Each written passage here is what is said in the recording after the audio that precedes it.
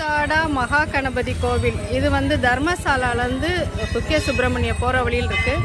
இந்த கோவிலுக்கு வந்திருக்கிறோம். இங்கே வந்து இந்த மணி வந்து எல்லோரும் காணிக்கையாக வாங்கி வைக்கிறாங்க. நம்மளும் ஒரு மணி வாங்கியிருக்கிறோம். ஃபுல்லாக மணியாக தான் இருக்குது. வாங்க பார்ப்போம். நேராகவே நம்ம கணபதி இருக்கிறாரு.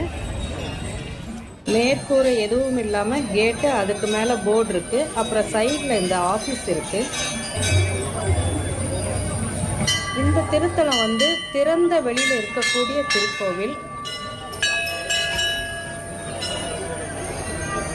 நம்ம கற்ப கிரகம் மாதிரி அமைப்பு இருந்துச்சுன்னா நிறைய கட்டுப்பாடுகள் இருக்கும். அதனால திறந்த வெளியிலிருந்து அருள் பாலிக்க விரும்புவதாக இங்கே உள்ள பிள்ளையார் வந்து காட்சி கொடுத்து இங்குள்ள விவசாயிகள்கிட்ட சொன்னதாகவும், அதனால கோவில் எழுப்பப்படாமல் இவர் வந்து இந்த இயற்கை சூழ்ந்து இப்படி இந்த இடத்துல இப்படி இருக்கிறதாகவும், இதுக்கு பின்னாடி ஒரு